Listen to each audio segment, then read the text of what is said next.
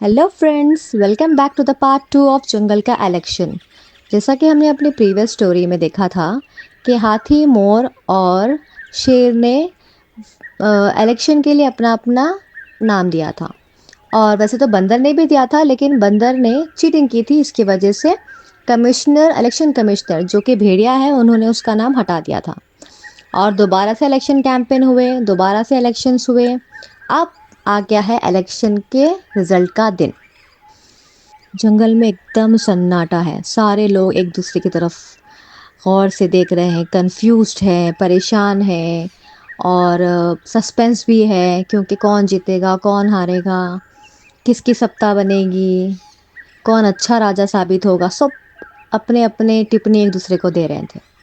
उसी दौरान आए सारे कैंडिडेट्स अपने अपने ठाट के साथ।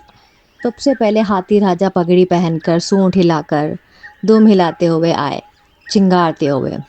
हेलो दोस्तों, आप सबका बहुत बहुत शुक्रिया मुझे वोट देने के लिए। मैं जानता हूँ कि मैं ही जीतूंगा, बस आप लोग मेरा साथ दो। हाँ हाँ हाँ, अब आया है शेर। शेर के आगे कोई नहीं टिक सकता। मैं पैदा ही जंगल का राजा बनकर हुआ हूँ, और मैं सालों से, पीढ़ियों से पीढ़ी जंगल का राजा ही रहा हूँ। और इस बार लोगों की तरफ से भी मुझे ही वोट मिलेंगे। इधर मोर ने अपने पंखों को संवारते हुए, लहराते हुए, गुनगुनाते हुए, अच्छा भाई, क्यों, मुझे क्यों नहीं मिल सकता? मुझे भी वोट मिले होंगे। मैं इतनी सुंदर जो हूँ और मैं इतना अच्छा नाचती भी तो हूँ। तभी तामबिल, टर्टल आता है धीरे धीरे धीरे। हाँ हाँ हाँ, सभी जीत गए। ऐसे कर रहे हो जैसे कि कोई हारेगा ही नहीं। चलो हट जाओ यहाँ से, इलेक्शन कमिश्नर आ रहा है। बाजू हटकर बैठ जाओ सारे।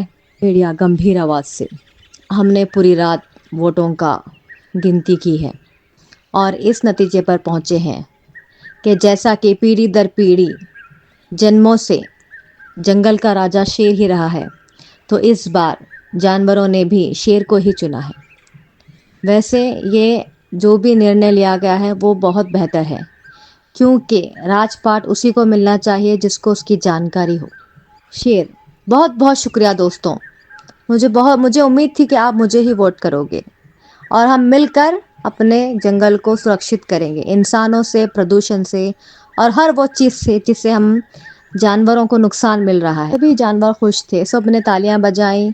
हाथी भी खुश था, मोर भी नाच रहा था, बंदर भी खुश था, सारे जानवर खुश थे। देखा बच्चों, इसका मतलब क्या था? इस कहानी का मतलब आप बता सकते हो? इसका मतलब ये था कि राजपाट उसी को संभालना चाहिए जिसको उसकी अच्छे से समझ हो। अगर हम एक ऐसे इंसान को राजपाट दे दें जिसको कुछ भी पता नहीं है कि उसे क्या करना चाहिए, उसे किससे कैसी बात करनी चाहिए, उसे कहाँ पर जाके अपने बारे में क्या बताना है और अपने देश को कहाँ विकास की ज़रूरत है, अगर ऐसे इंसान को अपना देश दे दिया तो देश डूबेगा भी और हम भी डूब जाएंगे।